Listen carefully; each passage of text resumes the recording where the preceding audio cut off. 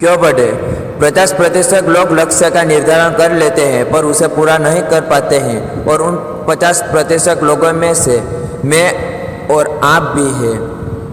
हम अपने लक्ष्य का चुनाव तो कर लेते हैं कि मुझे क्या प्राप्त करना है, पर उन 50% लोगों में से केवल 5% लोग ही अपने लक्ष्य को प्राप्त कर पाते हैं।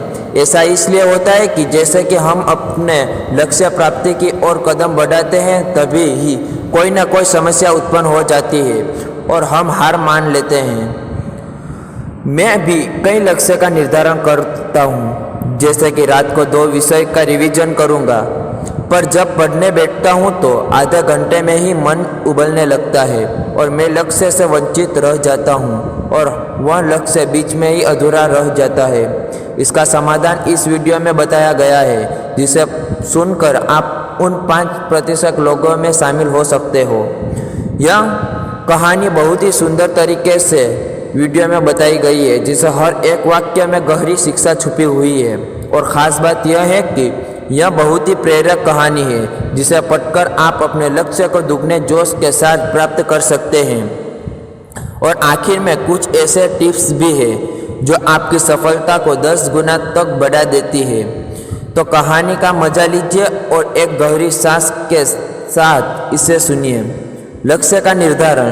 एक बार की बात है, एक निसंतान राजा था। समय के साथ वह बूढ़ा हो चुका था और उसे राज्य के लिए एक योग्य उत्तराधिकारी की चिंता सताने लगी। योग्य उत्तराधिकारी की खोज के लिए राजा ने पूरे राज्य में ढिंढोरा पिटवाया कि अमुक दिन शाम को जो मुझसे मिलने आएगा उसे मैं अपने राज्य का एक हिस्सा दूंगा। राजा के इस निर्णय से राज्य के प्रधानमंत्री ने रोष जताने हुए राजा से कहा, महाराज, आपसे मिलने तो बहुत से लोग आएंगे और यदि सभी को उनका भाग देंगे तो राज्य के टुकड़े टुकड़े हो जाएंगे। ऐसा अव्यावहारिक काम न करें। राजा ने प्रधानमंत्री को आश्वस्त करते हुए कहा, प्रधानमंत्री जी, आप चिंता न करें, देखते रहे क्या होता है। निश्चित दिन जब मिलता था, राजमहल के बगीचे में राजा ने एक विशाल मेले का आयोजन किया। मेले ने नाच गाने और शराब की महफिल जमी थी। खाने के लिए अनेक स्वादिष्ट पदार्थ थे। मेले में कई खेल भी हो रहे थे, जिसके कारण राजा से मिलने आने वाले कितने ही लोग नाच गाने में अटक गए, कितने ही सुरा सुंदरी में, कितने ही आश्चर्यजनक खेलों में मशगूल हो गए तथा कितने ही खाने पीने, घूमने फिरने के आनंद में डूब गए। इस शाम का समय बीतने लगा,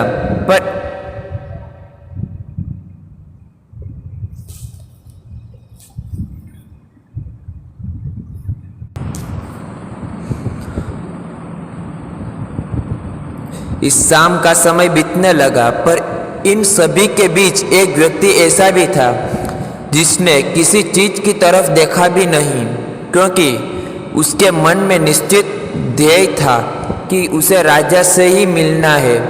इसलिए वह बगीचा पार करके सीधे राजमहल के दरवाजे पर पहुंच गया, पर वहां खुली तलवार लेकर 2 चौकीदार खड़े थे।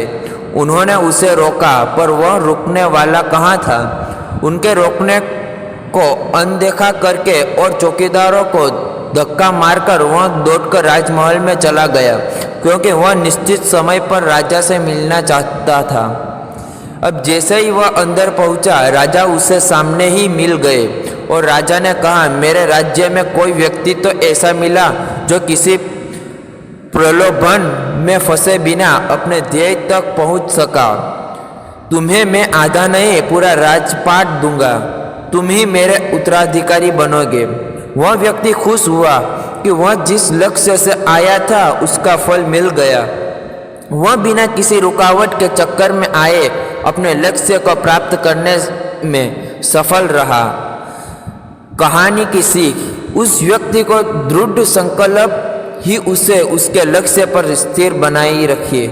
यह शब्द दृढ़ संकलन की गहराई को समझने वाला व्यक्ति अपने मनचाही लक्ष्य को प्राप्त करने की क्षमता रखता है और प्राप्त भी कर लेता है, ठीक उस व्यक्ति की तरह जिंदगी खेलती भी उसी के साथ है जो खिलाड़ी बेहतरीन होता है। दर्द सबकी एक से है मगर हौसले सबके अलग अलग है। कोई हताश होकर बिखर जाता है तो कोई संघर्ष करके बिखर जाता है। आपको बस यह करना है, नंबर 1, अपने लक्ष्य को छोटे छोटे लक्ष्यों में बांट दो जिससे कि उसे प्राप्त करने में आसानी हो। मैं भी यही करता हूँ, जैसे कि मैं रात को 2 घंटा पढ़ूंगा, इसे बजाय मैं शाम को 1 घंटा पढ़ लूँगा और रात को बचा हुआ फिर 1 घंटा पढ़ूंगा। नंबर 2, लक्ष्य को पूरा करने के बाद टिक लगा दे। नंबर 3, जितना भी काम हुआ उसे नोट करें और तन दिन जैसा ऐसा ही करें। आप स्वयं देखेंगे कि आपकी सफलता की दर पहले से 2 गुनी हो गई है। नंबर 4, अपने सुझाव और सवाल मुझे इस वीडियो के कमेंट सेक्शन में करें जिससे कि इस वीडियो में को आपके लिए और बेहतर कर सकूं।